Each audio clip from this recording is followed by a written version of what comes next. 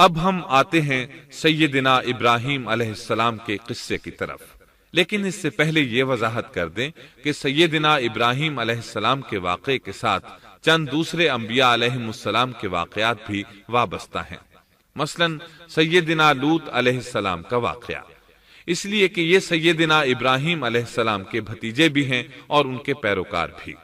اسی طرح آپ کے صاحبزادوں سیدنا اسماعیل اور سیدنا اسحاق علیہم السلام کے واقعات ساتھ ساتھ چلتے ہیں۔ اس کی وجہ یہ ہے کہ سیدنا اسماعیل علیہ السلام کی ولادت کے وقت ابراہیم علیہ السلام کی عمر 87 سال تھی، اور سیدنا اسحاق علیہ السلام کی پیدائش کے وقت سیدنا ابراہیم علیہ السلام کی عمر 100 سال تھی، جبکہ سیدنا ابراہیم علیہ السلام کی کل عمر 175 سال ہوئی، اس لیے ان کے واقعات ساتھ ساتھ چلتے ہیں۔ ابراہیم علیہ السلام کا قصہ سناتے ہوئے ان حضرات کا ذکر ساتھ ساتھ ضرور آئے گا، تو آئیے شروع کرتے ہیں قصہ ابراہیم علیہ السلام کا۔ صالح علیہ السلام کے بعد اللہ تعالیٰ نے سیدنا ابراہیم علیہ السلام کو مبعوث فرمایا۔ ابراہیم علیہ السلام جد الانبیاء ہیں، عظیم المرتبت اور اولو العزم پیغمبر ہیں۔ آپ کے والد کا نام طارق تھا، جبکہ اس کا لقب آزر تھا۔ آزر مدد کرنے والے کو کہتے ہیں۔ یہ شخص اپنے قبیلے کے افراد کی مدد کیا کرتا تھا، غمخواری کرتا تھا، اس لیے اس کا لقب آزر مشہور ہو گیا تھا۔ قرآن مجید میں ابراہیم علیہ السلام کا قصہ 73 مقامات پر ذکر ہوا ہے۔ یہ 73 مقامات 25 سورتوں میں ہیں، اور یہ بات ابراہیم علیہ السلام کے بلند مرتبت ہونے پر دلالت کرتی ہے۔ ابراہیم علیہ السلام بھی سام بن نوح علیہ السلام کی نسل سے ہیں۔ آپ کی پیدائش عراق کے مشہور شہر بابل میں ہوئی۔ یہ عراق کے شمال میں واقع تھا اور آج بھی موجود ہے۔ بہت بڑا شہر ہے، اس وقت بھی بڑی آبادی پر مشتمل تھا۔ یہاں بت پرستی عام ہو چکی تھی۔ اللہ تعالی سورۃ العنکبوت آیت 25 میں فرماتے ہیں، ابراہیم نے کہا کہ تم نے جن بتوں کی پرستش اللہ کے سوا کی ہے، انہیں تم نے اپنی آپس کی دنیاوی دوستی کے بنا پر معبود ٹھہرا لیا ہے۔ مطلب یہ کہ وہ لوگ اللہ کی عبادت بتوں کو اللہ کا شریک ٹھہرا کر کرتے تھے۔ ابراہیم علیہ السلام نے اپنے باپ سے اور اپنی قوم سے کہا کہ یہ مورتیاں جن کے تم مجاور بنے بیٹھے ہو کیا ہیں؟ انہوں نے جواب دیا، ہم نے اپنے باپ دادوں کو انہی کی عبادت کرتے پایا ہے۔ اللہ تعالیٰ ان کے بارے میں فرماتے ہیں، اے نبی، انہیں ابراہیم علیہ السلام کا قصہ سنا دو، جبکہ انہوں نے اپنے باپ اور اپنی قوم سے فرمایا، تم کس کی عبادت کرتے ہو؟ کہنے لگے، بتوں کی، ہم تو برابر ان کے مجاور بنے بیٹھے ہیں۔ ابراہیم علیہ السلام نے فرمایا، جب تم انہیں پکارتے ہو تو کیا وہ سنتے بھی ہیں یا تمہیں نفع اور نقصان پہنچا سکتے ہیں؟ انہوں نے کہا، یہ ہم کچھ نہیں جانتے، ہم نے تو اپنے باپ دادوں کو اسی طرح کرتے پایا ہے۔ مطلب یہ کہ یہ بت پرستی انہیں ورثے میں ملی تھی۔ وہ جن معبودوں کی عبادت کرتے تھے، نہ وہ ان کی پکار کو سنتے تھے، نہ ہی ان کے نفع و نقصان پر قادر تھے۔ اسی لیے ابراہیم علیہ السلام انہیں جھنجھوڑ رہے تھے، لیکن اندھی تقلید اور بشری عقل کے بیکار ہو جانے نے انہیں یہ سب سوچنے سے عاری کر دیا تھا۔ اللہ تعالیٰ نے ابراہیم علیہ السلام کی خصوصی رہنمائی فرمائی تھی، جیسا کہ سورۃ الانبیاء آیت 51 میں ہے، اور ہم نے ابراہیم کو پہلے سے ہدایت عطا فرما دی تھی اور ہم اسے جانتے تھے۔ ابراہیم علیہ السلام نے کبھی ایک لمحے کے لیے بھی بتوں کی پوجا نہیں کی تھی۔ آپ نے اپنی قوم کو بتوں کی پوجا کرتے دیکھا تو انہیں ملامت کی، ایک اللہ کی طرف دعوت دی، اور اس دعوت کی ابتدا انہوں نے اپنے باپ سے کی۔ اللہ تعالیٰ سورہ مریم میں فرماتے ہیں، اے نبی، کتاب میں ابراہیم کا ذکر کر، بے شک وہ سچا نبی تھا۔ جب اس نے اپنے باپ سے کہا، اے میرے باپ، بے شک مجھے وہ علم عطا ہوا ہے جو تمہیں حاصل نہیں، اس لیے میری اطاعت کریں، میں آپ کو سیدھا راستہ دکھاؤں گا۔ اے میرے باپ، شیطان کی عبادت نہ کریں، بے شک شیطان اللہ کا نافرمان ہے۔ ان بتوں کی عبادت گویا شیطان کی عبادت ہے، اس لیے آپ نے ان معبودوں کو شیطان سے تعبیر کیا۔ فرمایا، اے میرے باپ، بے شک مجھے خوف ہے کہ تم پر اللہ کا عذاب آئے، پھر تم شیطان کے ساتھی ہو جاؤ۔ باپ نے ان کی بات سن کر کہا، اے ابراہیم، کیا تو میرے معبودوں سے پھرا ہوا ہے؟ البتہ اگر تو باز نہ آیا تو میں تجھے سنسار کر دوں گا، اور تو مجھ سے ایک مدت تک دور ہو جا، یعنی مجھ سے اتنا دور ہو جا کہ کبھی مجھے نظر نہ آئے۔ ابراہیم علیہ السلام نے اپنے باپ پر نرمی اور مہربانی کرتے ہوئے ان سے کہا، آپ پر سلامتی ہو، میں اپنے رب سے آپ کے لیے بخشش طلب کرتا رہوں گا۔ لیکن جب بعد میں ان پر واضح ہو گیا کہ وہ تو اللہ کا دشمن ہے تو ابراہیم علیہ السلام اس سے بے تعلق ہو گئے۔ سورہ توبہ آیت 114 میں اللہ فرماتے ہیں، اور ابراہیم کا اپنے والد کے لیے بخشش طلب کرنا ایک وعدے کی وجہ سے تھا جو وہ اس سے کر چکے تھے، لیکن جب انہیں معلوم ہو گیا کہ وہ اللہ کا دشمن ہے تو اس سے بیزار ہو گئے۔ بے شک ابراہیم بڑے نرم اور تحمل والے تھے۔ کسی ایماندار کے لیے جائز نہیں کہ وہ کسی کافر کے لیے دعائے مغفرت کرے، بلکہ مومن پر حرام ہے کہ وہ کسی کافر یا عیسائی وغیرہ کے لیے مغفرت طلب کرے یا اس سے یہ کہے کہ اللہ تجھ پر رحم کرے۔ ابراہیم علیہ السلام کے والد نے انہیں دھمکی دی تھی کہ اگر تم اس دعوت سے باز نہ آئے تو میں تمہیں سنسار کر دوں گا۔ اس کے جواب میں ابراہیم علیہ السلام اپنے والد کے ساتھ انتہائی شفقت سے پیش آئے اور اس سے کہنے لگے، میں آپ کے لیے اپنے رب سے استغفار کرتا رہوں گا، اس لیے کہ آپ اپنے والد پر بے حد مہربان تھے۔ اسی لیے اللہ تعالیٰ بھی ابراہیم علیہ السلام پر بے حد مہربان تھے، اور آپ کا لقب خلیل الرحمن رکھ دیا گیا۔ خلت محبت کا وہ انتہائی درجہ ہے جس کے ساتھ دل محبت سے بھر جاتا ہے، یعنی وہ بہت سے لوگوں سے بڑھ کر اللہ تعالیٰ کو محبوب تھے۔ والد کے سخت جواب کے بعد ابراہیم علیہ السلام نے ان سے علیحدگی اختیار کر لی اور انہیں مخاطب کر کے فرمایا، میں تمہیں چھوڑتا ہوں اور جنہیں تم اللہ کے سوا پکارتے ہو ان کو بھی چھوڑتا ہوں، میں اپنے رب کو پکاروں گا۔ مجھے امید ہے میں اپنے رب کو پکار کر محروم نہیں رہوں گا۔ آپ اللہ کے پیارے اور پسندیدہ نبی تھے۔ جب آپ نے اپنی قوم کو توحید کی دعوت دی اس وقت آپ نوجوان تھے، آپ کی عمر 16 سال تھی۔ ساتھ میں آپ اس بات پر غور و فکر بھی کرتے کہ آخر یہ لوگ بتوں کی پوجا کیوں کرتے ہیں۔ آپ کا دل ان کے شرک پر بہت کوڑتا۔ آخر آپ نے مصمم ارادہ کر لیا کہ اس شر اور فساد کی جڑ کو کاٹ کر رہیں گے، یعنی ان بتوں کو توڑ کر رہیں گے۔ آپ اپنی قوم کو بتوں کو توڑ دینے کی دھمکی دیتے رہے۔ اس دھمکی کا ذکر اللہ تعالیٰ نے سورۃ الانبیاء آیت 57 میں کیا ہے، اور اللہ کی قسم میں تمہارے بتوں کا علاج کروں گا جب تم پیٹھ پھیر کر جا چکے ہوگے۔ یہ بات ابراہیم علیہ السلام نے پوشیدہ نہیں اعلانیہ کہی تھی۔ آخر انتظار کا وقت ختم ہوا، عید کا دن آ پہنچا۔ عید کے دن وہ لوگ صبح سویرے گھر سے نکلنے سے پہلے کھانا پکا کر اپنے معبودوں کے سامنے رکھتے تھے، پھر شہر سے باہر ایک میدان میں جمع ہوتے، وہاں کھیلتے کودتے خوشیاں مناتے، ناز سے چلتے پھرتے اور کھانا کھاتے۔ شام کو گھروں کی طرف آتے، صبح بتوں کے پاس جو کھانا رکھ گئے تھے اس کو اٹھاتے اور تبرک سمجھ کر کھا جاتے۔ اپنے معمول کے مطابق انہوں نے عید کی تیاری کر لی، لیکن ابراہیم علیہ السلام تیار نہ ہوئے، اس لیے کہ وہ تو ان کے ساتھ جانے کا ارادہ ہی نہیں رکھتے تھے۔ وہ لوگ جانے سے پہلے ابراہیم علیہ السلام کے پاس آئے اور کہنے لگے، کیا آپ ہمارے ساتھ نہیں جائیں گے؟ سیدنا ابراہیم علیہ السلام نے آسمان کی طرف نگاہ کی اور فرمایا، میں بیمار ہوں۔ یہ تمام واقعہ سورۃ الانبیاء آیات 51 تا 58 میں بیان ہوا ہے۔ یقیناً ہم نے ابراہیم کو پہلے سے ہدایت فرما دی تھی اور ہم اسے جانتے تھے، جبکہ اس نے اپنے باپ سے اور اپنی قوم سے کہا کہ یہ مورتیاں جن کے تم مجاور بنے بیٹھے ہو کیا ہیں؟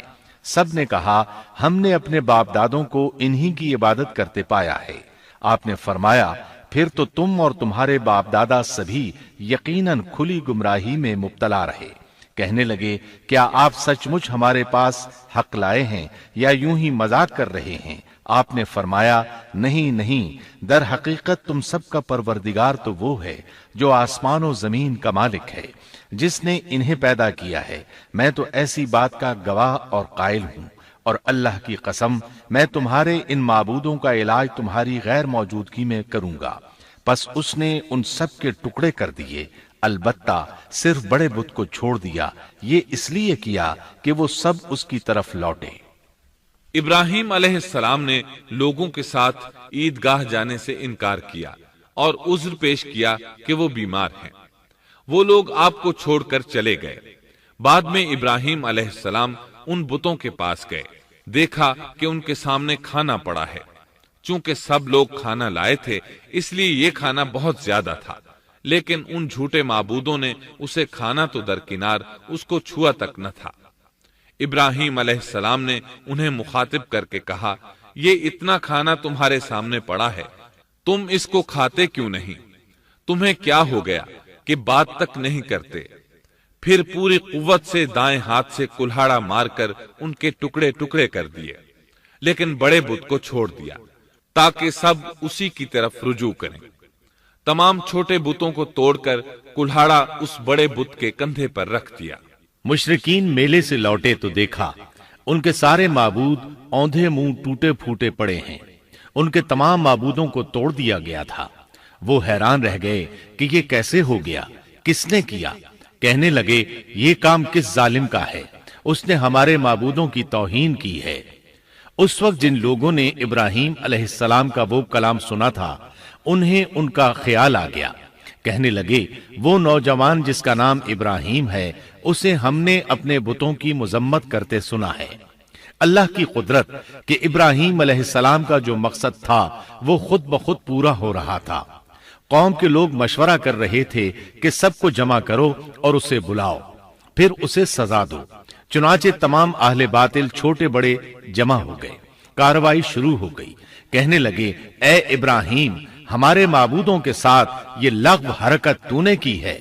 ابراہیم علیہ السلام نے جواب دیا، یہ کام تو اس بڑے بت کا ہے، مجھ سے کیوں پوچھتے ہو؟ تم اپنے معبودوں سے کیوں نہیں پوچھ لیتے کہ ان کے ٹکڑے کس نے اڑائے ہیں؟ ابراہیم علیہ السلام کا جواب سن کر وہ سب سوچ میں پڑ گئے، پھر کہنے لگے ہم نے بڑی غلطی کی، اپنے معبودوں کے پاس کسی کو حفاظت کے لیے نہیں چھوڑا۔ اس قدر واضح بات محسوس کر کے بھی وہ ظالم ایمان نہ لائے، بلکہ شیطان نے ان کے دلوں میں وسوسہ ڈالا اور انہوں نے غور و فکر کر کے کہا، اے ابراہیم، کیا تمہیں علم نہیں یہ تو بے زبان ہیں، یہ بول نہیں سکتے۔ اب ابراہیم علیہ السلام نے فرمایا، تب پھر تم اللہ کے سوا اس چیز کی عبادت کرتے ہو جو تمہیں کچھ بھی نفع نہ دے سکے اور نہ نقصان پہنچا سکے۔ تعجب ہے تم پر اور ان پر بھی جنہیں تم اللہ کے سوا پکارتے ہو، کیا تم میں بالکل عقل نہیں؟ اس طرح ابراہیم علیہ السلام نے ان پر حقیقت خوب اچھی طرح واضح کر دی۔ ان سے فرمایا تم ان کی پوجا کرتے ہو جن کو تم خود تراشتے ہو، یعنی ان کا حال تو یہ ہے کہ تم نے ان کو خود اپنے ہاتھوں سے تراشا اور ان کی عبادت کرنے لگے، جبکہ تمہیں اور تمہاری بنائی ہوئی چیزوں کو اللہ ہی نے پیدا کیا ہے۔ ابراہیم علیہ السلام نے ایک کلہاڑے کی مدد سے ان سب بتوں کو تہس نہس کر دیا تھا۔ یہ اس بات کی واضح ترین نشانی تھی کہ یہ بالکل بے بس ہیں، لیکن اس واضح نشانی کے باوجود وہ اپنے کفر ہی پر ڈٹے رہے اور لگے ابراہیم علیہ السلام کو دھمکیاں دینے۔ کہنے لگے اس کے لیے ایک آتش کدہ بناؤ اور اسے اس دہکتی آگ میں ڈال دو۔ پھر ان لوگوں نے ایک چٹیل میدان کا انتخاب کیا جہاں مٹی نام کی کوئی چیز نہیں تھی۔ اس میدان کو پتھروں کی باڑ کے ساتھ گھیر دیا گیا۔ پھر سب لوگوں کو حکم دیا گیا کہ وہ لکڑیاں جمع کر کے اس گھیری ہوئی جگہ میں رکھیں۔ چنانچہ سب لوگ لکڑیاں جمع کر کے وہاں لانے لگے، یہاں تک کہ عورتوں اور بچوں نے بھی اس کام میں بڑھ چڑھ کر حصہ لیا۔ میدان میں اتنی لکڑیاں جمع ہو گئیں کہ زمین نظر نہیں آتی تھی۔ یہ لکڑیاں زمین پر ایک اونچی دیوار محسوس ہوتی تھیں۔ پھر ان لکڑیوں کو آگ لگائی گئی۔ جب آگ کے شعلے آسمان سے باتیں کرنے لگے تو انہوں نے ابراہیم علیہ السلام کو آگ میں ڈالنے کے لیے ایک جھولا تیار کیا۔ اس میں سیدنا ابراہیم علیہ السلام کو رکھا گیا۔ اس وقت آپ نے یہ دعا پڑھی، حسبنا اللہ ونعم الوکیل، ہمیں اللہ کافی ہے اور وہی بہترین کارساز ہے۔ یہ کلمہ ہر محتاج اور مصیبت زدہ کو پڑھنا چاہیے۔ بخاری میں ہے، رسول اللہ صلی اللہ علیہ وسلم نے فرمایا، حسبنا اللہ و نعم الوکیل ابراہیم علیہ السلام نے اس وقت فرمایا تھا جب انہیں آگ میں پھینکا جانے لگا تھا۔ مطلب یہ کہ ہم اللہ ہی پر بھروسہ کرتے ہیں، اس کے سوا ہمارا کسی پر بھروسہ نہیں۔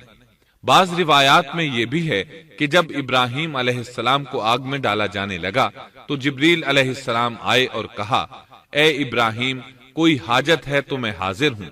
ابراہیم علیہ السلام نے فرمایا، اگر تم اپنی مرضی سے آئے ہو تو مجھے تمہاری کوئی ضرورت نہیں۔ ایک دوسری روایت میں ہے کہ بارش کے فرشتے نے حاضر ہو کر کہا تھا، اے ابراہیم، مجھے حکم دیجئے میں بارش برسا کر اس آگ کو بجھا دوں۔ لیکن ایسی تمام روایات ضعیف ہیں۔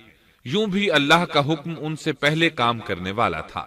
اللہ تعالی سورہ انبیاء آیت 69 اور 70 میں فرماتے ہیں، ہم نے کہا، اے آگ ابراہیم پر ٹھنڈی ہو جا اور سلامتی والی ہو جا۔ گو انہوں نے ابراہیم کا برا چاہا لیکن ہم نے انہیں ہی نقصان پانے والا کر دیا۔ چنانچہ جب ابراہیم علیہ السلام کو آگ میں ڈالا گیا تو وہ ٹھنڈی ہو گئی۔ ابن عباس رضی اللہ عنہما فرماتے ہیں، اگر اللہ تعالیٰ آگ سے یہ نہ فرماتے کہ سلامتی والی ٹھنڈی ہو جا تو وہ اس قدر سرد ہو جاتی کہ اس کی ٹھنڈک سے تکلیف محسوس ہوتی۔ گویا آگ بھی اللہ کے حکم کے بغیر نہیں جلا سکتی، چھری اللہ کے حکم کے بغیر نہیں کاٹ سکتی، اس لیے کہ یہ بھی اللہ کی مخلوق ہیں اور ان کی قدرت بھی اللہ کے پاس ہے۔ وہ چاہے تو ان کو قدرت عطا کر دے، چاہے تو قدرت واپس لے لے۔ آگ کو ٹھنڈا ہونے کا حکم ہوا، وہ ٹھنڈی ہو گئی۔ اس نے نہ ابراہیم علیہ السلام کے کپڑے جلائے، نہ جسم کے کسی حصے کو کوئی نقصان پہنچایا، صرف وہ رسیاں جلائیں جن سے آپ کو باندھا گیا تھا۔ سبحان اللہ۔ لوگ آگ کے گرد اس انتظار میں کھڑے تھے کہ جو ہی انہیں آگ میں پھینکا جائے گا وہ جل کر راکھ ہو جائیں گے، لیکن وہ یہ دیکھ کر حیران رہ گئے کہ ابراہیم علیہ السلام بڑے ناز سے آگ کے درمیان بیٹھے ہیں۔ بعض روایات میں ہے کہ ابراہیم علیہ السلام فرمایا کرتے تھے، مجھے ان دنوں جو راحت اور سکون حاصل تھا ویسا آگ سے نکلنے کے بعد نہیں ہوا۔ لوگ اس معجزے کو دیکھ کر حیرت زدہ تھے۔ پھر ابراہیم علیہ السلام آگ سے نکلے۔ اتنا بڑا معجزہ دیکھنے کے باوجود لوط علیہ السلام کے سوا کوئی شخص پورے بابل شہر سے ان پر ایمان نہ لایا۔ اللہ تعالیٰ فرماتے ہیں، پس ابراہیم پر لوط ایمان لائے۔ مطلب یہ کہ پوری بستی سے لوط علیہ السلام تھے جو آپ پر ایمان لائے تھے، باقی تمام لوگ کفر ہی پر ڈٹے رہے۔ ابراہیم علیہ السلام ان کا رویہ دیکھ کر نا امید ہو گئے کہ اس سے بڑھ کر یہ کون سا معجزہ دیکھنا چاہتے ہیں۔ ان کے بتوں کو توڑ دیا گیا، اپنی آنکھوں سے اللہ کی نشانی ان لوگوں نے دیکھی، پھر بھی یہ ایمان نہیں لائے، چنانچہ آپ نے وہاں سے ہجرت کا ارادہ فرما لیا۔ اس وقت بابل پر نمرود نامی بادشاہ کی حکومت تھی۔ کہا جاتا ہے کہ زمین کے بیشتر حصے پر اسی کی حکمرانی تھی۔ جب اس کے پاس یہ خبریں پہنچیں کہ ابراہیم علیہ السلام کو آگ میں ڈالا گیا لیکن آگ نے انہیں نہیں جلایا، تو اس نے ابراہیم علیہ السلام کو اپنے دربار میں پیش کرنے کا حکم دیا۔ ابراہیم علیہ السلام کو وہاں لایا گیا۔ نمرود نے ان سے ان کے رب کے بارے میں سوال کیا۔ اللہ تعالیٰ سورۃ البقرہ آیت 258 میں فرماتے ہیں، کیا تو نے اس شخص کو نہیں دیکھا جس نے ابراہیم سے اس کے رب کے متعلق جھگڑا کیا، اس لیے کہ اللہ نے اسے سلطنت دی تھی۔ ایک روایت میں ہے کہ 4 بادشاہوں نے زمین کے بیشتر حصے پر حکمرانی کی ہے، ان میں سے ایک نمرود ہے۔ نمرود اپنے وقت کا حاکم و بادشاہ تھا۔ ابراہیم علیہ السلام سے جب اس کی اللہ تعالیٰ کے بارے میں بات چیت ہوئی تو ابراہیم علیہ السلام نے کہا، میرا رب وہ ہے جو زندہ کرتا ہے اور مارتا ہے۔ جواب میں اس نے کہا، میں بھی زندہ کرتا ہوں اور مارتا ہوں۔ چنانچہ اس نے حکم دیا کہ جیل سے 2 آدمیوں کو لے آؤ۔ جیل سے 2 ایسے آدمیوں کو لایا گیا جن کے لیے سزائے موت کا فیصلہ ہو چکا تھا۔ اس نے ان میں سے ایک کے قتل کا حکم دیا، دوسرے کو معاف کر دیا۔ اس سے اس نے یہ ثابت کرنا چاہا کہ وہ بھی زندہ کر سکتا ہے اور موت دے سکتا ہے، اور کہنے لگا دیکھ لو میرے حکم سے لوگ مرتے ہیں اور میرے حکم سے انہیں زندگی ملتی ہے۔ اس کی بات سن کر ابراہیم علیہ السلام نے غور کیا کہ اگر وہ اس سے موت و حیات کے باریک فلسفے پر بحث کریں گے تو نمرود کا مقصد پورا ہو جائے گا اور میرا مقصد پورا نہیں ہو پائے گا۔ اس لیے بحث و مباحثے کی بجائے کوئی مضبوط دلیل پیش کر دی جائے تاکہ حق و باطل کے درمیان فرق واضح ہو جائے۔ چنانچہ آپ نے فرمایا بے شک اللہ سورج کو مشرق سے لاتا ہے، تو اس کو مغرب سے لے آ۔ کافر بادشاہ یہ سن کر مبہوت رہ گیا، اس کا سر جھک گیا۔ اللہ تعالیٰ فرماتے ہیں تب وہ کافر حیران رہ گیا اور اللہ نا انصافوں کو سیدھی راہ نہیں دکھاتا۔ ان تمام باتوں کے بعد نمرود کو یہ معلوم کرنے کی ضرورت نہیں رہی کہ ابراہیم علیہ السلام آگ سے کیسے نجات پا گئے، کیونکہ حقیقت اس پر آشکار ہو چکی تھی۔ وہ جان گیا تھا کہ اصل معاملہ کیا ہے۔ چنانچہ اس نے ابراہیم علیہ السلام سے کہا آپ اس ملک سے نکل جائیے، ہم آپ کو یہاں نہیں رہنے دیں گے۔ ابراہیم علیہ السلام نے عراق کو خیر بات کہا اور شام کی طرف ہجرت کر گئے۔ یہاں آ کر وہ حران نامی بستی میں مقیم ہوئے۔ اسی جگہ آپ نے اپنے چچا ہاران کی بیٹی سیدہ سارہ علیہ السلام سے شادی کی۔ اللہ تعالیٰ اس ہجرت کے بارے میں فرماتے ہیں اور ہم اسے یعنی ابراہیم اور لوط کو بچا کر اس زمین کی طرف لے آئے جس میں ہم نے جہان کے لیے برکت رکھی تھی۔ جب آپ حران کے مقام پر پہنچے تو وہیں ٹھہر گئے، وہیں رہنے لگے۔ یہاں آ کر آپ کا شمار بنو حران میں ہونے لگا۔ آپ لوگوں کو اسی شہر میں رہنے کی دعوت دیتے۔ اس شہر کے لوگ بتوں کی پوجا نہیں کرتے تھے بلکہ ستاروں کو پوجتے تھے۔ ابراہیم علیہ السلام نے جب ان کی یہ حالت دیکھی تو ارادہ کر لیا کہ ان لوگوں کو بتائیں گے کہ ستاروں کی عبادت کرنا باطل ہے۔ یہ لوگ چونکہ نجوم پرست تھے اس لیے ان کی عبادت کا وقت رات کو ہوتا تھا، اور یہ لوگ رات کے وقت عبادت کرتے تھے کیونکہ ان کے معبود یعنی ستارے رات ہی کو طلوع ہوتے ہیں۔ چنانچہ ابراہیم علیہ السلام انہیں یہ دکھانے کے لیے کہ ان چیزوں کی عبادت باطل ہے ایک دن ان کے ساتھ نکلے۔ اللہ نے آسمان کے دروازے کھول دیے تو ابراہیم علیہ السلام نے چاند، ستاروں، سیاروں اور آسمان و زمین کی سلطنت کو دیکھا۔ اللہ تعالیٰ نے ابراہیم علیہ السلام سے تمام پردے ختم کر دیے جو عام طور پر لوگوں کی آنکھوں پر ہوتے ہیں، اور انہوں نے وہ کچھ دیکھا جسے آج کی رصد گاہیں بھی نہیں دیکھ سکتی۔ اللہ تعالیٰ سورۃ الانعام آیت 75 میں فرماتے ہیں اور اسی طرح ہم نے ابراہیم کو آسمان اور زمین کی سلطنت کا مشاہدہ کرا دیا تاکہ وہ یقین کرنے والوں میں سے ہو جائے۔ بعض مفسرین نے لکھا ہے کہ یہ سب کچھ اللہ تعالیٰ نے ابراہیم علیہ السلام کو اس لیے دکھایا تھا کہ وہ ستاروں کی پرستش کرتے تھے۔ پھر اللہ تعالیٰ نے اپنی عبادت کی طرف ان کی رہنمائی فرمائی۔ جن مفسرین نے یہ بات لکھی وہ غلطی پر ہیں، کیونکہ ایک جلیل القدر رسول کے متعلق ایسا گمان کرنا کبیرہ گناہ ہے۔ آسمان اور زمین کی سلطنت اور دیگر معجزات دکھانے کے بعد اللہ تعالیٰ فرماتے ہیں آسمان اور زمین کی پیدائش یقیناً انسان کی پیدائش سے بہت بڑا کام ہے۔ اللہ تعالیٰ ایک دوسرے مقام پر فرماتے ہیں آسمان اور زمین میں بہت سی نشانیاں ہیں جن سے یہ منہ موڑ کر گزر جاتے ہیں۔ ابراہیم علیہ السلام حران شہر کے ستارہ پرستوں کو لے کر ایک رات نکلے۔ اچانک ایک ستارہ طلوع ہوا، اس کی چمک دمک بہت تھی، شکل صورت کے لحاظ سے بھی بہت خوبصورت تھا۔ اس وقت ابراہیم علیہ السلام نے بطور مذاق کہا یہ میرا رب ہے، لیکن جب وہ ستارہ کچھ دیر بعد چھپ گیا تو کہنے لگے یہ تو غروب ہو گیا۔ یہ رب کیسے ہو سکتا ہے؟ جو چھپ جائے وہ رب نہیں ہو سکتا، پس میں تو غروب ہونے والوں کو پسند نہیں کرتا۔ اگلے روز وہ پھر ان لوگوں کو ساتھ لے کر نکلے تو چاند کو دیکھا۔ یہ شکل صورت میں ستاروں سے کہیں زیادہ خوبصورت تھا، روشن تھا، لیکن یہ بھی غروب ہو گیا تو ابراہیم کہنے لگے اگر مجھے میرے رب نے ہدایت نہ کی تو میں گمراہ لوگوں میں شامل ہو جاؤں گا۔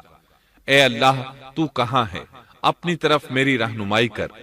ان باتوں سے ابراہیم علیہ السلام ان لوگوں کو غور و فکر کی دعوت دے رہے تھے تاکہ وہ غور کریں، آخر رب چھپ کیسے سکتا ہے؟ اگر چاند رب ہے اور دن کے وقت کسی کو اپنے معبود کی حاجت ہوگی تو وہ کیا کرے گا؟ لہذا چاند کسی صورت رب نہیں ہو سکتا۔ پھر جب دن چڑھا اور سورج طلوع ہوا تو کہنے لگے یہ میرا رب ہے، یہ تو سب سے بڑا ہے۔ پھر لوگوں کو مخاطب کر کے کہنے لگے تم رات کو چھوٹے چھوٹے ستاروں کی پوجا کرتے ہو، کیوں نہ تم اتنے بڑے ایک ہی رب کی پوجا کر لو۔ لیکن جب وہ بھی غروب ہو گیا تو کہنے لگے یقیناً میں تمہارے شرک سے بیزار ہوں، یہ معبود کیسے ہو سکتے ہیں؟ ان میں تو تبدیلی آتی رہتی ہے، کبھی طلوع ہوتے ہیں کبھی غروب ہوتے ہیں۔ یہ اس بات کی دلیل ہے کہ یہ مخلوق ہیں اور ان کا خالق کوئی اور ہے جس کے حکم کے یہ تابع ہیں۔ جب یہ خود مخلوق ہیں اور کسی اور کے تابع ہیں تو کسی کو نفع نقصان پہنچانے پر کس طرح قادر ہو سکتے ہیں؟ پھر اپنی قوم کو مخاطب کر کے کہنے لگے میں اپنا رخ اس کی طرف کرتا ہوں جس نے آسمانوں کو یکسو ہو کر پیدا کیا، اور میں شرک کرنے والوں میں سے نہیں ہوں۔ اب بھی وہ اپنی بات پر اڑے رہے۔ تب آپ نے فرمایا تم مجھ سے اللہ کے بارے میں جھگڑ رہے ہو، مجھے تو اللہ راہ دکھا چکا ہے اور اس نے مجھے دلیل عطا فرمائی ہے۔ میں یقیناً جانتا ہوں کہ تمہارے تمام معبود بے بس اور بے طاقت ہیں۔ جاؤ تم سے اور تمہارے ان معبودوں سے جو ہو سکے کر لو، میرے رب کی مرضی کے بغیر کچھ بھی نہیں ہو سکتا۔ میرے رب نے ہر چیز کے علم کو اپنے گھیرے میں لے رکھا ہے، کیا پھر بھی تم نصیحت حاصل نہیں کرو گے؟ اور میں تمہارے معبودوں سے خوف کیوں کھاؤں؟ تم اللہ سے نہیں ڈرتے؟ ان کو اللہ کا شریک ٹھہرا رہے ہو، اللہ نے اس کی کوئی دلیل نازل نہیں کی۔ اگر تم میں صحیح علم ہے تو تم ہی بتلا دو کہ ہم دونوں جماعتوں میں سے امن کا زیادہ حقدار کون ہے۔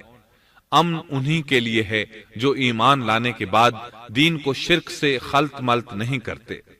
حقیقت میں ہدایت یافتہ وہی لوگ ہیں۔ یہی ہمارے وہ دلائل تھے جو ہم نے ابراہیم علیہ السلام کو ان کی قوم کے مقابلے میں عطا کیے تھے، اور ہم جسے چاہیں مرتبے میں بڑھا دیں۔ بے شک تیرا رب بڑی حکمت والا ہے۔ ان لوگوں نے پھر بھی کفر ہی کیا، کوئی بھی ایمان نہ لایا۔ چنانچہ ابراہیم علیہ السلام نے ایک بار پھر ہجرت کی اور مصر جا پہنچے۔ مصر کے بادشاہ کو خبر ملی کہ ایک شخص ہجرت کر کے آیا ہے اور اس کے ساتھ ایک عورت ہے، وہ بہت زیادہ حسین و جمیل ہے۔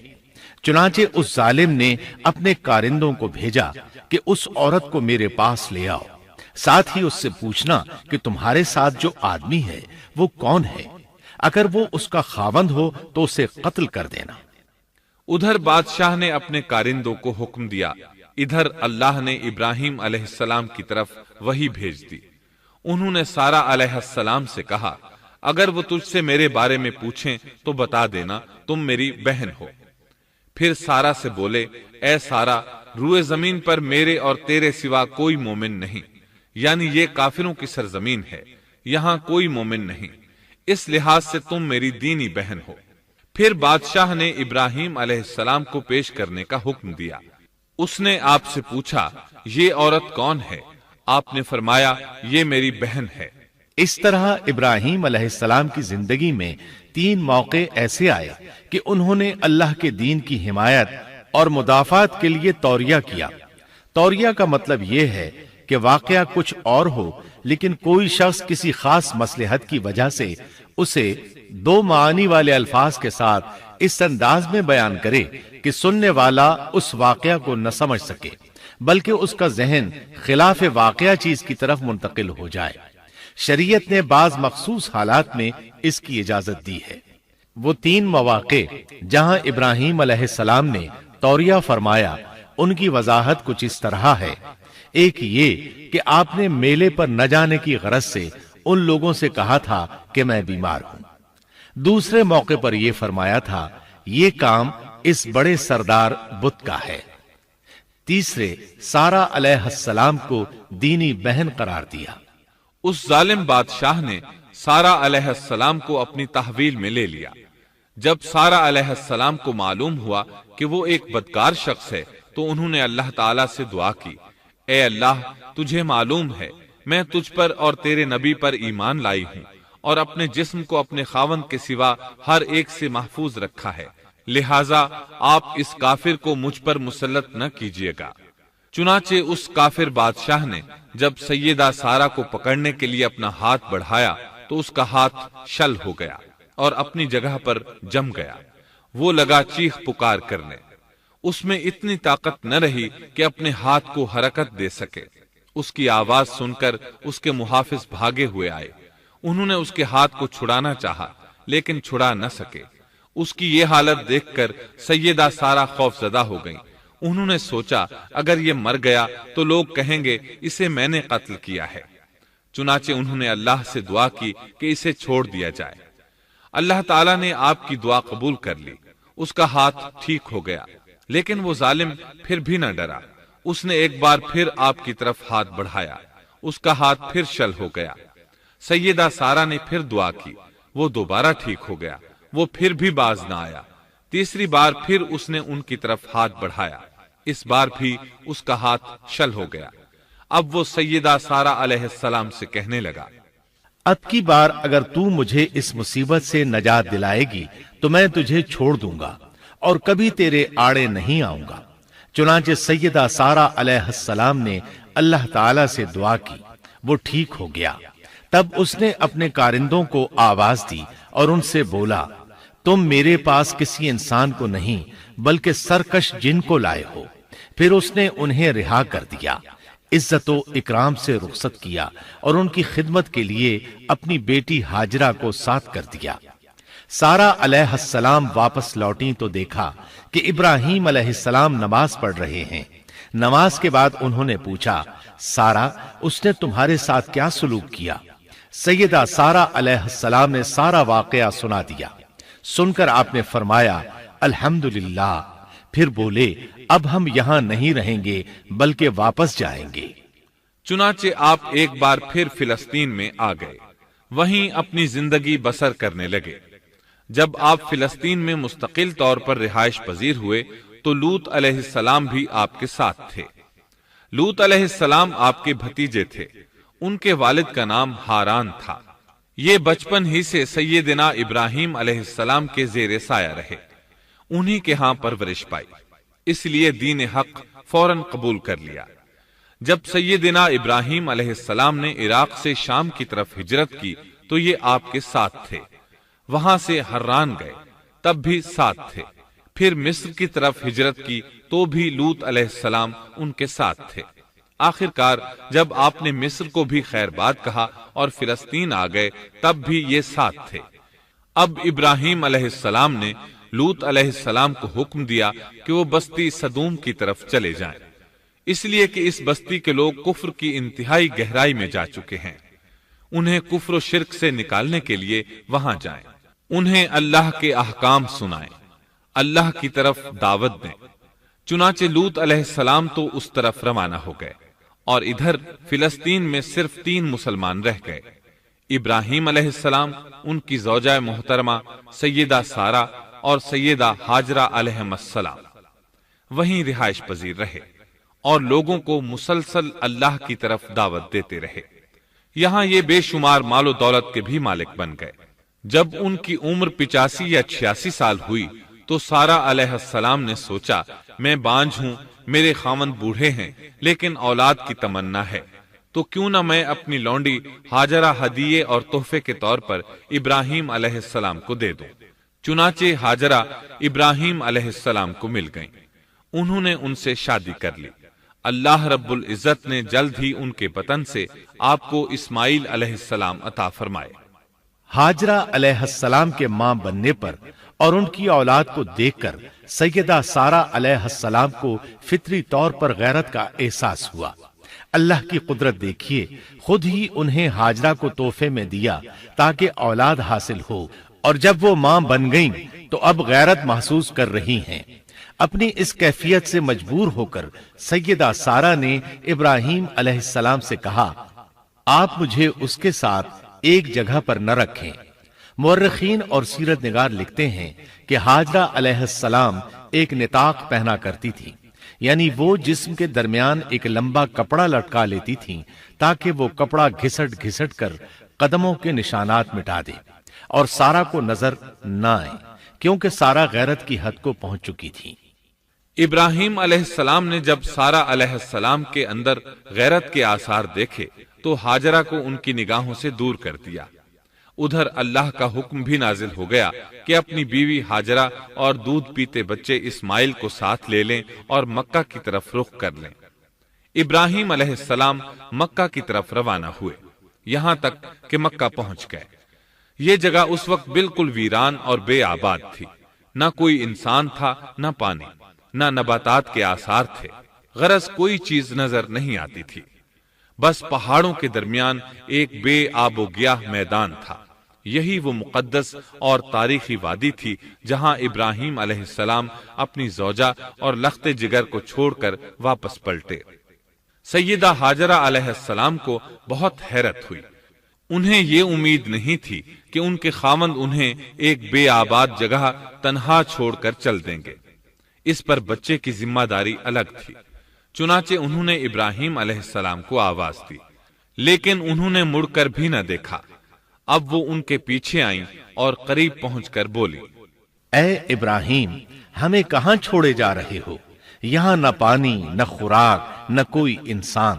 ابراہیم علیہ السلام نے پھر بھی کوئی جواب نہ دیا، کوئی پریشانی بھی ظاہر نہ کی اور چلتے رہے۔ سیدہ ہاجرہ بھی آپ کے پیچھے چلتی رہیں اور پوچھتی رہیں کہ ہمیں کس کے حوالے کر کے جا رہے ہیں؟ یہاں تو کوئی بھی جاندار نہیں، مکمل طور پر بے آباد علاقہ ہے۔ لیکن انہوں نے اب بھی کوئی توجہ نہ دی۔ آخر سیدہ ہاجرہ نے کہا، کیا آپ کو اللہ نے اس کام کا حکم دیا ہے؟ اب آپ نے جواب میں فرمایا، ہاں۔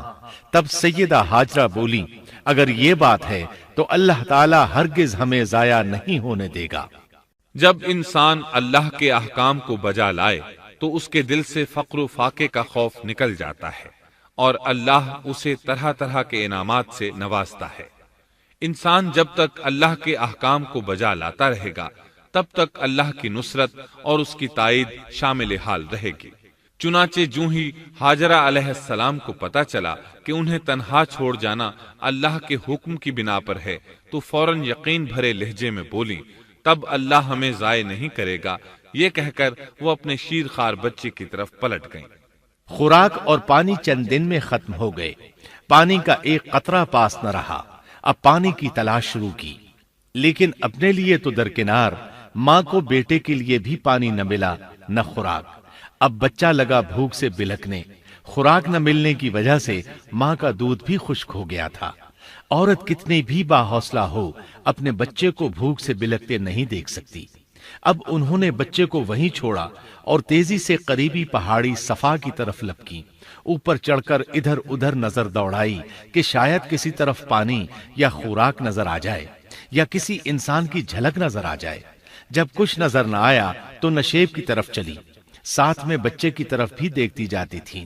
نشیب میں پہنچی تو بچہ نظروں سے اوجھل ہو گیا۔ اس پر اور بے چین ہوئی اور بلندی کی طرف دوڑی۔ اس طرح مروہ پہاڑی پر چڑھ گئیں۔ وہاں بھی چاروں طرف نگاہ دوڑائی لیکن کچھ نظر نہ آیا۔ خیال آیا کہ پھر کوشش کرنی چاہیے۔ اس خیال سے مروہ پہاڑی سے اتری اور صفا کی طرف چل دی۔ درمیان میں نشیب کی وجہ سے بچہ نظر نہ آیا تو دوڑنے لگی۔ اس طرح پھر صفا پر چڑھ گئیں۔ اللہ اکبر! ایک تو عورت ذات کمزور، پھر بھوک پیاس سے نڈھال، اس پر کس قدر سعی اور کوشش میں مصروف، وہ بھی اپنے بچے کے لیے۔ بہرحال بار بار کوشش کے خیال سے انہوں نے صفا اور مروہ پہاڑیوں کے درمیان 7 چکر لگائے۔ یہی وجہ ہے مسلمان عازمین حج صفا و مروہ کے درمیان سعی کرتے ہیں تاکہ اس واقعے کی یاد تازہ ہو جائے۔ جب وہ آخری مرتبہ مروہ پر پہنچی تو انہوں نے ایک آواز سنی۔ یہ آواز اسماعیل علیہ السلام کے قریب سے آئی تھی۔ انہوں نے پوری توجہ سے آواز کو سننے کی کوشش کی اور جلدی سے اسماعیل کے قریب پہنچی۔ کیا دیکھتی ہیں، اسماعیل کے قدموں کے نیچے سے پانی پھوٹ رہا ہے، کیونکہ جبریل علیہ السلام کو اللہ نے اس صابرہ خاتون کی مدد کے لیے بھیجا تھا۔ انہوں نے زمزم والی جگہ پر اپنا پر مارا تو اسماعیل کے قدموں کے پاس سے ایک عظیم چشمہ رحمت نمودار ہوا۔ مستقبل کے پیغمبر کے قدموں کے نیچے سے اللہ نے جبریل فرشتے کے ذریعے زمین پھاڑ کر پانی نکال دیا۔ یہی آب زمزم کا آغاز تھا۔ ہاجرہ علیہ السلام پانی کو آنکھیں پھاڑ پھاڑ کر حیرت سے دیکھ رہی تھی۔ ان کی خوشی کی انتہا نہ رہی جب انہوں نے دیکھا پانی پھوٹ پھوٹ کر چاروں طرف بہ رہا ہے۔ زمین ہموار تھی، اس لیے انہوں نے زمین کو کھودنا شروع کر دیا تاکہ پانی ادھر ادھر نہ بہ جائے۔ پھر انہوں نے اس گڑھے کے چاروں طرف پتھر رکھ دیے اور زبان سے بولی، زم زم، اس کا مطلب ہے رک جا۔ نبی اکرم صلی اللہ علیہ وسلم کا فرمان ہے، اللہ اسماعیل کی والدہ پر رحم فرمائے، اگر وہ جلد بازی سے کام نہ لیتی تو زمزم ایک بہنے والا چشمہ ہوتا۔ لیکن انہوں نے اس کے گرد بند باندھ دیا۔ انہیں دراصل اس وقت پانی کی شدید ضرورت تھی، اس لیے انہوں نے پانی کو اپنے پاس جمع کر لیا تاکہ بہہ کر ضائع نہ ہو جائے۔ انہوں نے اسماعیل کو پانی پلایا، خود بھی خوب پیا، اور یہ اللہ تعالی کی طرف سے ان کی مہمان نوازی تھی۔ وہاں کوئی اور انسان نہیں تھا، نہ کھانے کی کوئی چیز تھی، بس یہی آب زمزم ان کے لیے کھانے اور پینے کا کام دے رہا تھا۔ اب چونکہ زمزم ایک چشمہ بن گیا تھا، اس لیے پرندے بھی آنے لگے۔ انہی دنوں عرب کے قبیلوں میں سے ایک قبیلہ بنو جرہم یمن کو خیر باد کہہ کر اس طرف آ رہا تھا۔ یمن میں ایک بہت بڑا ڈیم تھا۔ پہاڑوں کے درمیان انہوں نے پانی کو روک کر ایک بہت بڑا بند قائم کر رکھا تھا۔ اس سے پورا سال آسانی سے کھیتی باڑی کرتے تھے۔ اس ڈیم کی بدولت ان کا آب پاشی کا نظام بہت اچھا تھا۔ جب اس ڈیم کو اللہ تعالیٰ نے توڑا تو تمام لوگ وہاں سے منتشر ہو گئے اور جزیرہ عرب کے اطراف میں منتقل ہونے لگے۔ وہیں سے ہجرت کرنے والا ایک قبیلہ بنو جرہم تھا۔ یہ لوگ بنیادی طور پر عرب تھے۔ یہ قبیلہ سفر میں رہتا، جہاں کہیں پانی اور چراگاہ نظر آتے وہیں پڑاؤ ڈال دیتے۔ جب وہاں خوراک ختم ہو جاتی تو آگے سفر شروع کر دیتے۔ چونکہ وہ بہت بڑے تاجر تھے، اس بنا پر ان راستوں سے خوب واقف تھے۔ انہیں چشموں کا خوب علم تھا۔ ملک شام کی طرف بھی ان کی آمد و رفت تھی۔ یہ قبیلہ بنو جرہم مکہ کے قریب پہنچا تو فضا میں پرندوں کو منڈلاتے پایا۔ کہنے لگے، ان پرندوں کی موجودگی میں ضرور کوئی راز ہے۔ اب انہوں نے اپنے کچھ آدمی اس طرف بھیجے۔ یہ لوگ جلد ہی چشمے تک پہنچ گئے۔ انہوں نے وہاں ایک عورت اور اس کے بچے کو پایا۔ پھر وہ لوگ ان کے پاس آئے، وہاں پڑاؤ ڈالنے کی اجازت مانگی۔ سیدہ ہاجرہ نے فرمایا، ٹھیک ہے، لیکن شرط یہ ہے کہ تمہیں اجرت ادا کرنا ہوگی۔ ان کے لیے یہ سستا سودا تھا۔ ان کے پورے قبیلے کو سامان زندگی مل رہا تھا، جبکہ صرف ایک عورت اور اس کے بیٹے کی ذمہ داری ان پر عائد ہو رہی تھی۔ انہوں نے فوراً حامی بھر لی اور وہاں رہائش اختیار کر لی۔ اس طرح یہ لوگ سیدہ ہاجرہ علیہ السلام کی معیشت کا ذریعہ بن گئے، اور اس طرح سیدنا اسماعیل علیہ السلام بنو جرہم میں پرورش پاتے رہے۔ انہوں نے ان لوگوں سے عربی سیکھ لی اور ان سے بھی زیادہ عربی دان بن گئے۔ فصاحت اور بلاغت سے عربی میں بات چیت کرنے لگے۔ پھر ان کی اس قبیلے میں شادی ہو گئی۔ ان کی اولاد سے عرب قوم کا آغاز ہوا۔ انہی میں سے سرور کائنات محمد صلی اللہ علیہ وسلم کی ولادت باسعادت ہوئی۔ بنو جرہم کی آمد اور آبادی ابراہیم علیہ السلام کی دعا کا نتیجہ تھی۔ جب انہوں نے اپنی بیوی اور بچے یعنی دو کمزور انسانوں کو اس ویران جگہ چھوڑا تھا تو یہ دعا مانگی تھی، اے ہمارے پروردگار، میں نے اپنی کچھ اولاد اس بے آباد جنگل میں تیرے حرمت والے گھر کے پاس بسائی ہے۔ یہاں یہ سوال پیدا ہوتا ہے کہ کیا اس وقت بیت اللہ کی تعمیر ہو چکی تھی؟ درست بات یہ ہے کہ اس وقت خانہ کعبہ کی تعمیر نہیں ہوئی تھی۔ پھر سوال پیدا ہوتا ہے کہ کیا ابراہیم علیہ السلام کے زمانے سے پہلے اس کی تعمیر ہو چکی تھی یا صرف جگہ ہی معروف تھی؟ اس بارے میں دو طرح کی روایات ہیں۔ بعض میں آتا ہے کہ صرف اس کی جگہ معروف تھی، اور بعض میں ہے کہ ابراہیم علیہ السلام سے پہلے شیس علیہ السلام نے اس کو تعمیر کیا تھا، اور وہ گردش ایام کے ساتھ ساتھ منہدم ہو کر ختم ہو گیا۔ لیکن بہرحال اس کی جگہ معلوم تھی اور وہی پہلا گھر تھا، جیسا کہ اللہ نے خبر دی ہے۔ اللہ تعالیٰ نے پہلا گھر جو لوگوں کے لیے مقرر کیا تھا وہی ہے جو مکہ میں ہے، اور وہ پوری دنیا کے لیے برکت اور ہدایت والا ہے۔ ابراہیم علیہ السلام نے اللہ تعالیٰ سے یہ دعا مانگی تھی، اے ہمارے پروردگار، میں نے اپنی کچھ اولاد اس بے کھیتی کے جنگل میں تیرے حرمت والے گھر کے پاس بسائی ہے۔ اے ہمارے پروردگار، یہ اس لیے کہ وہ نماز قائم کریں، پس تو کچھ لوگوں کے دلوں کو ان کی طرف مائل کر دے اور انہیں پھلوں کی روزیاں عطا فرما تاکہ یہ شکر گزاری کریں۔ دن گزرتے رہے اور اسماعیل علیہ السلام بنو جرہم کے ماحول میں عمر کی منزلیں طے کرتے رہے اور وہ ہوش سنبھالنے کے قریب ہو گئے۔ ابراہیم علیہ السلام ہر سال 1-2 بار اپنے گھرانے کی دیکھ بھال کے لیے چکر لگاتے تھے۔ جب اسماعیل علیہ السلام نے ہوش سنبھالا تو ایک بار پھر ایک عظیم آزمائش کا وقت آ گیا۔ ہوا یوں کہ ایک مرتبہ ابراہیم علیہ السلام مکہ تشریف لائے، ایک جگہ آرام کے لیے بیٹھے کہ نیند کی وادی میں پہنچ گئے۔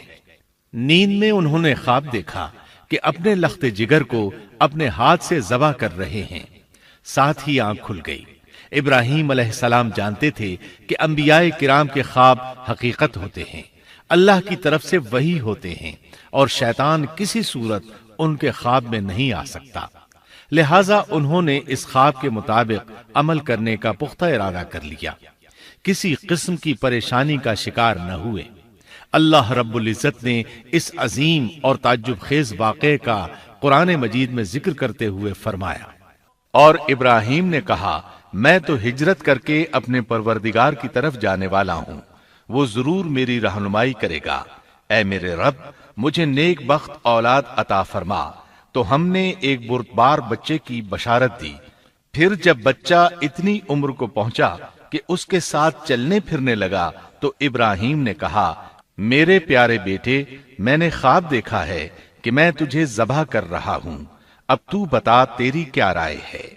یہاں سوال پیدا ہوتا ہے کہ ابراہیم علیہ السلام نے اسماعیل علیہ السلام سے مشورہ کیوں لیا؟ وہ چاہتے تو اسماعیل کو سوتے میں ذبح کر دیتے، اس طرح اللہ کا حکم بجا لاتے۔ وہ بیٹے کے پاس کیوں گئے اور ان سے مشورہ کیوں لیا؟ جی ہاں، یہ مسئلہ یاد رکھنے کے قابل ہے کہ ہر مسلمان پر لازم ہے کہ وہ اپنے دوسرے مسلمان بھائی کو اجر و ثواب میں شامل کرنے کی کوشش کرے۔ ابراہیم علیہ السلام نے بیٹے کو ثواب میں شامل کرنے کے لیے انہیں اللہ کے حکم سے آگاہ کیا۔ یہ نہ چاہا کہ میں اکیلا ہی اجر لیتا رہوں، بلکہ دوسرے کی خیر خواہی کو پیش نظر رکھا۔ والدین کے لیے آپ کے اس انداز میں نصیحت موجود ہے، یہ کہ اولاد کو ثواب کے مواقع فراہم کریں، ان کی صحیح تربیت کریں۔ اگر صدقہ کرنے کا موقع ملے تو بچوں کے ذریعے صدقہ کرائیں، تاکہ انہیں بھی اللہ کے راستے میں خرچ کرنے کی عادت پڑے۔ جب کسی دینی مجلس میں بیٹھنے کا موقع ملے تو اپنی اولاد کو بھی ساتھ لے کر جائیں۔ بے شمار لوگ خود تو جاتے ہیں، اولاد کو جانے کے لیے کہتے بھی نہیں، خود دین سیکھتے ہیں، اولاد کو دین نہیں سکھاتے۔ ابراہیم علیہ السلام نے اسماعیل علیہ السلام سے رائے لی۔ سبحان اللہ، انہوں نے جواب میں فرمایا، اے ابا جان، آپ کو جو حکم ملا ہے کر گزریے۔ یہ نہیں کہا کہ مجھے تو حکم نہیں ہوا، بلکہ فوراً سر تسلیم خم کر دیا، اس لیے کہ وہ جانتے تھے انبیاء کا خواب حقیقت پر مبنی ہوتا ہے، اللہ کی وحی ہوتا ہے، اس لیے بالکل پریشانی ظاہر نہ کی۔ یہ تک نہ پوچھا مجھے کیوں ذبح کر رہے ہیں، یا میرا کیا جرم ہے، یا آپ کے پاس کون سا صریح حکم آیا ہے۔ انہوں نے ایسی کوئی بات نہ کہی۔ اللہ کی فرما برداری اسی کو کہتے ہیں۔ چنانچہ اپنے باپ سے کہا، اے ابا جان، آپ کو جو حکم ہوا ہے اس کو کر گزریے، انشاءاللہ آپ مجھے صبر کرنے والوں میں پائیں گے۔ علماء کرام فرماتے ہیں اس جملے سے ان کا انتہائی ادب اور احترام شامل ہے، اور اس میں زبردست توکل موجود ہے۔ یہ نہیں کہا کہ آپ مجھے صبر کرنے والوں میں سے پائیں گے، بلکہ آپ نے اللہ کی مشیت کو جملے میں شامل کیا اور فرمایا، انشاءاللہ آپ مجھے صبر کرنے والوں میں سے پائیں گے۔ لہٰذا مسلمانوں کو دھوکے میں نہیں پڑنا چاہیے۔ یہ نہ کہے میں سفر کروں گا، میں فلاں کام کروں گا، میں فلاں کام کے کرنے کی طاقت رکھتا ہوں، بلکہ یوں کہے اللہ نے چاہا تو میں سفر کروں گا، اللہ نے چاہا تو فلاں کام کروں گا۔ اپنے علم اور طاقت کے دھوکے میں پڑنا سراسر نادانی ہے۔ ہر چیز کا تعلق اللہ سے قائم کرے، جیسا کہ اللہ تعالیٰ فرماتے ہیں، اور ہرگز ہرگز کسی کام پر یوں نہ کہنا کہ میں اسے کل کروں گا، مگر ساتھ ہی انشاءاللہ کہہ لینا۔ اپنی زبان کو اللہ کے ذکر سے سجا کر رکھو اور ہمیشہ اپنے معاملات کو اللہ کی طرف لوٹاؤ۔ بہرحال باپ بیٹا دونوں ہی مصمم ارادے کے ساتھ اللہ کا حکم پورا کرنے کے لیے پیش ہو گئے۔ اسماعیل علیہ السلام نے اپنے والد محترم سیدنا ابراہیم علیہ السلام سے کہا، جب آپ مجھے ذبح کرنے لگیں تو میری پیشانی کو زمین پر رکھ دیجیے گا تاکہ آپ کو میرا چہرہ نظر نہ آئے اور کہیں آپ کے ہاتھ رک نہ جائیں۔ اب ابراہیم علیہ السلام نے بیٹے کی پیشانی پکڑ کر زمین پر لٹا دیا، جیسا کہ اللہ تعالیٰ نے فرمایا۔ جب دونوں مطیع ہو گئے اور ابراہیم نے اسے پیشانی کے بل لٹا دیا، اب انہوں نے چھری پکڑی اور گردن پر چلا دی، لیکن چھری نے گردن نہ کاٹی، بالکل اسی طرح جیسے آگ نے ابراہیم کو نہیں جلایا تھا، اس لیے کہ چھری میں کاٹنے کی طاقت اور آگ میں جلانے کی صلاحیت اللہ کے حکم کے بغیر نہیں آ سکتی۔ اللہ نے دونوں سے یہ طاقتیں سلب کر لی۔ اب ابراہیم زور لگا رہے ہیں، ادھر اسماعیل علیہ السلام کہہ رہے ہیں، ابا جان جلدی کیجئے، چھری چلائیے۔ اللہ تعالیٰ نے اس واقعے کا ذکر یوں فرمایا ہے، جب وہ دونوں مطیع ہو گئے اور ابراہیم نے اسے پیشانی کے بل لٹا دیا۔ اس مطیع ہونے سے مراد اللہ کے حکم کو نافذ کرنا ہے۔ اب ظاہر ہے مطیع تو وہ پہلے بھی تھے، لیکن یہاں اسلما یعنی مطیع ہونے سے مراد کامل اسلام ہے۔ نہایت واضح اور حقیقی اسلام مراد ہے، اس لیے کہ کامل اسلام وہی ہوتا ہے جس میں بغیر کسی تردد اور توقف کے اللہ کے امر اور نہی کی تصدیق کی جائے۔ یہ تھا حقیقی اسلام۔ ہاں تو چھری چلتی رہی، گلا نہ کٹا، اس لیے کہ امتحان اور آزمائش کی تکمیل ہو چکی تھی۔ یہ بات ثابت ہو چکی تھی کہ اللہ کا حکم نافذ کرنے میں دونوں پوری طرح کوشاں ہیں۔ اللہ تعالیٰ بھی فرما برداری ہی کا صلہ عطا فرماتے ہیں۔ چنانچہ آواز آئی، ہم نے اسے پکارا، اے ابراہیم تو نے خواب کو سچ کر دکھایا، یقیناً ہم اسی طرح نیکوکاروں کو جزا دیا کرتے ہیں۔ یقیناً یہ ایک کھلی آزمائش تھی۔ تاریخ کا ایک عظیم ترین امتحان اور کڑی آزمائش دنیا کو آج بھی حیرت میں ڈال دیتی ہے۔ کون ہے جو بیٹے کو ذبح کرنے پر تیار ہو جائے، خاص طور پر اس صورت میں جب اولاد بھی اکلوتی ہو، جس کی وجہ سے 86 سال کے بعد آنگن میں بہار آئی ہو۔ پھر اس کی قربانی کا بھی واضح حکم نہیں دیا گیا تھا، اشارتاً خواب میں رہنمائی کی گئی تھی۔ آپ کہہ سکتے تھے یہ قتل اور سنگین جرم ہے، کہہ سکتے تھے اپنے بیٹے کو کس جرم میں قتل کروں، لیکن آپ نے بغیر کسی تعامل کے سر تسلیم خم کر دیا اور اس عظیم امتحان میں کامیاب ہوئے۔ اللہ فرماتے ہیں، اور ابراہیم وہ ہیں جنہوں نے وفاداری کی۔ اس آیت میں یہ نہیں بتایا گیا کہ کس چیز میں وفاداری کی، اس لیے کہ وہ تو ہر معاملے میں مکمل طور پر وفاداری کا مظاہرہ کر چکے تھے۔ آگ میں ڈالے جانے والا معاملہ، بیوی اور بچے کو لق و دق میدان میں چھوڑ آنے کا معاملہ، پھر ذبح کا امتحان، تعمیر بیت اللہ کی مشقت، غرض ہر معاملے میں وفادار تھے، حتیٰ کہ اپنا مال اللہ کے راستے میں خرچ کرنے میں اس قدر وفادار کہ ابو زیفان کے لقب سے مشہور ہو گئے۔ اس کا معنی ہے مہمان نواز۔ کسی مہمان کو دسترخوان پر اپنے ساتھ بٹھائے بغیر ایک لقمہ نہیں کھاتے تھے، باہر نکلتے مہمان تلاش کرتے، پھر اس کے ساتھ مل کر کھانا کھاتے، مہمان نہ ملتا تو سخت غمگین ہو جاتے۔ اس طرح انہوں نے اللہ کے ہر حکم کی پاسداری کی۔ ذبح والے اس امتحان کا اللہ نے انہیں کیا صلہ دیا؟ اللہ فرماتے ہیں، ہم نے اسے عظیم ذبیحے کا بدلہ عطا کیا۔ چھری نے گلا نہ کاٹا۔ ایسے میں ابراہیم علیہ السلام نے ایک آواز سنی۔ آواز پیچھے سے آئی تھی۔ انہوں نے مڑ کر دیکھا، جبریل علیہ السلام نظر آئے۔ وہ آسمان سے ایک مینڈھا لے کر آئے تھے۔ दुनिया के मेढों में से नहीं बल्कि जन्नत का मेढा लाए थे। सैयदना अब्दुल्ला बिन अब्बास रज़ी अल्लाह अन्हुमा से रिवायत है कि वो मेढा जन्नत में 40 साल तक चरता रहा। सफेद रंग, कुशादा आंखों, खूबसूरत सींगों वाला हसीनो जमील मेढा था। बहरहाल ये इब्राहीम अलैहिस्सलाम की वफादारी का बदला था जो इस्माईल अलैहिस्सलाम के फिदिये में दिया गया, और पूरी उम्मत मुस्लिमा के लिए हुक्म हो गया कि अल्लाह की रजा के लिए कुर्बानी और हदी पेश करते रहें। काबे के पास हरम इलाही में हर साल ये सुन्नत अदा की जाती है, और इनके साथ साथ पूरी जमीन के तमाम खित्तों पर बसने वाले मुसलमान भी इस अजीम फरमाबरदारी की अलामत के तौर पर कुर्बानियां पेश करते हैं। मेंढे के जिक्र का मतलब ये है कि हम सुन्नत इब्राहीमी पर गामजन हो जाएं। ये मेंढा हमें अल्लाह के लिए कुर्बानी का सबक देता है। हमें चाहिए सुन्नत इब्राहीमी की इक्तिदा करते हुए हम अपनी जानों, अपनी औलाद और अपने मालों को अल्लाह की राह में कुर्बान करने के लिए तैयार हो जाएं। अल्लाह ताला फरमाते हैं, और हमने उसे अजीम ज़बीहा अता किया और हमने उसका पिछलों में जिक्र खैर छोड़ा, सलामती हो इब्राहीम पर। इसी तरह ही हम नेकोकारों को जजा देते हैं, यकीनन वो हमारे मुखलिस बंदों में से था। और इसी तरह अल्लाह फरमाते हैं, और हमने उसे नेकोकार नबी इसहाक की वलादत की खुशखबरी सुनाई। ये खुशखबरी फिलिस्तीन की तरफ वापस लौटने के बाद सुनाई गई।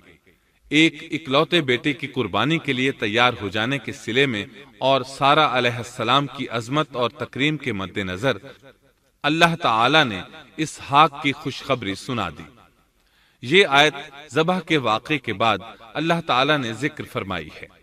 इसलिए मालूम हुआ पिछली आयत में इसहाक के अलावा किसी और बेटे का जिक्र हुआ है, और वो इस्माइल अलैहिस्सलाम ही थे, जबकि यहूदी रिवायात में इसहाक अलैहिस्सलाम को ज़बीह करार दिया जाता है।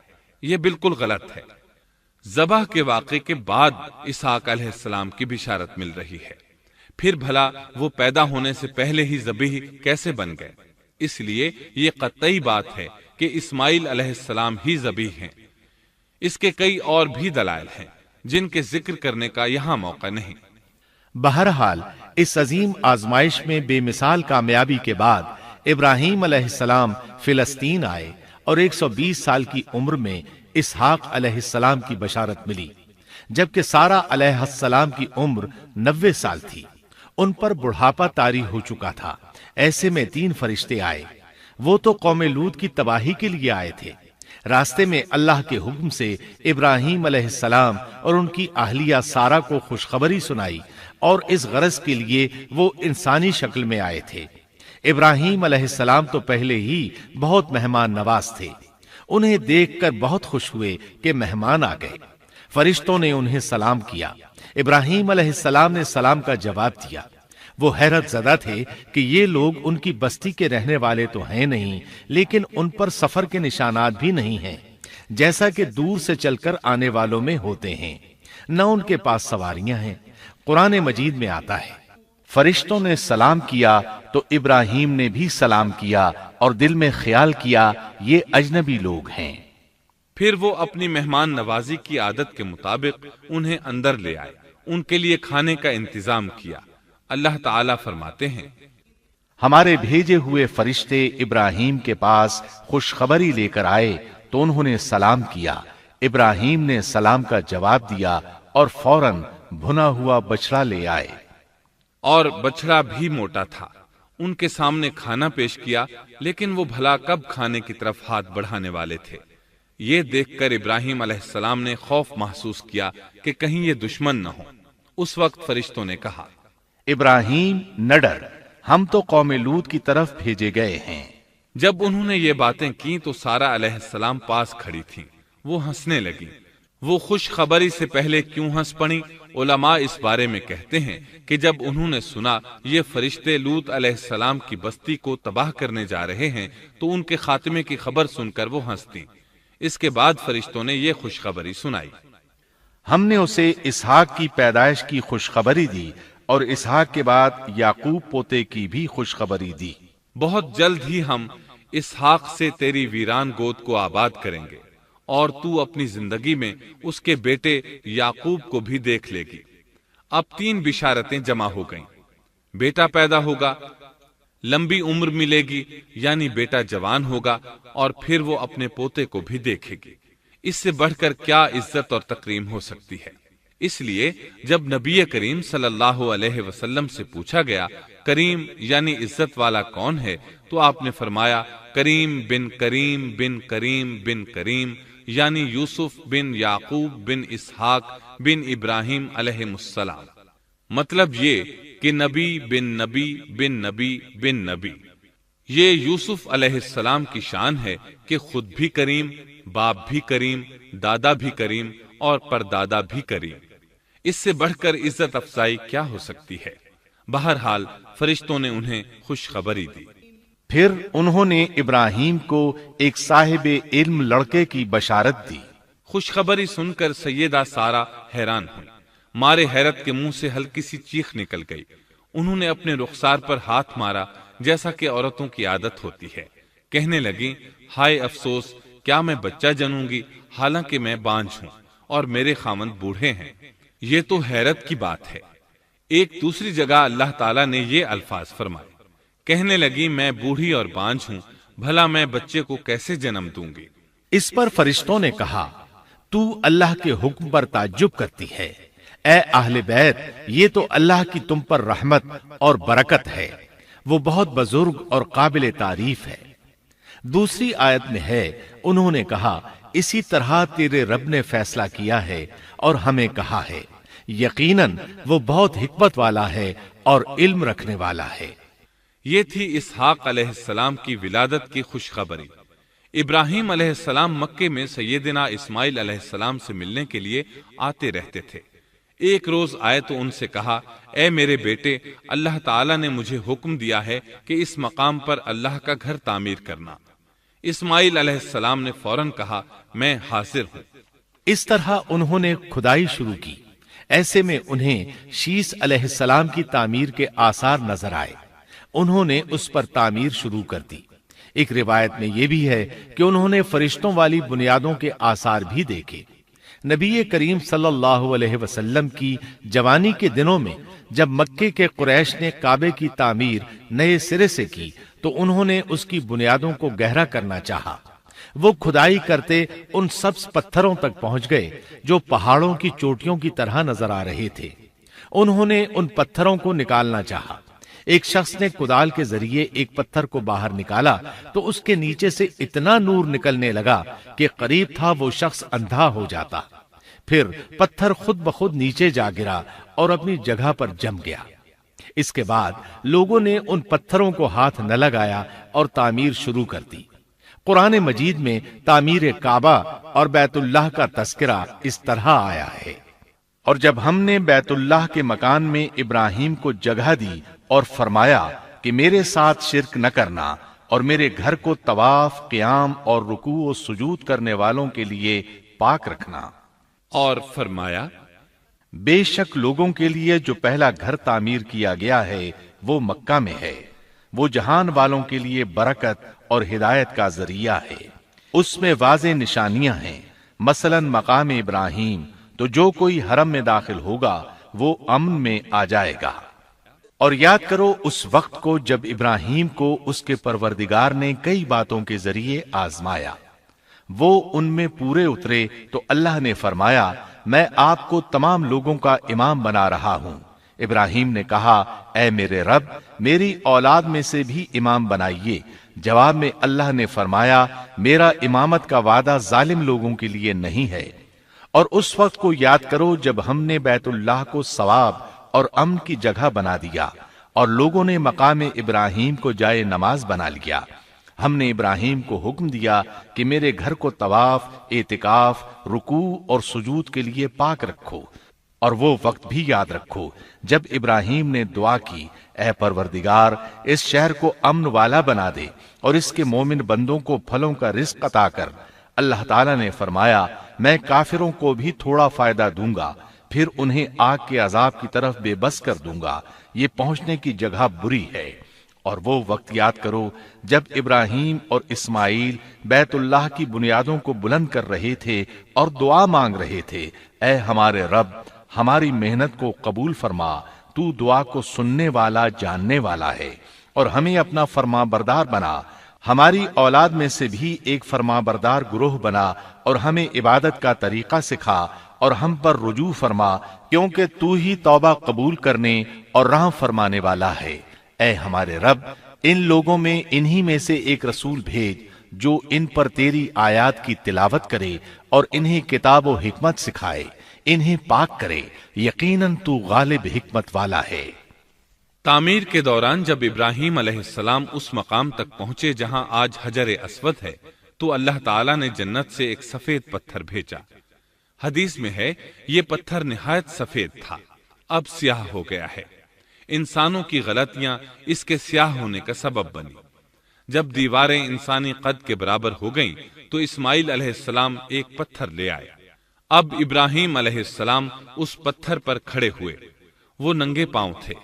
اسی وقت پتھر پگھل گیا، ان کے پاؤں اس کے اندر کسی قدر دھنس گئے، پتھر پر ان کے پیروں کے نشانات آ گئے۔ اسی پتھر کو آج مقام ابراہیم کہا جاتا ہے۔ پہلے یہ پتھر بیت اللہ کی دیواروں کے ساتھ رکھا گیا تھا۔ جب لوگ طواف کے لیے آتے تو سیدنا ابراہیم کے پیروں کے نشانات دیکھنے کے لیے یہاں ہجوم ہو جاتا۔ اس طرح طواف کرنے والوں کو دقت کا سامنا ہوتا۔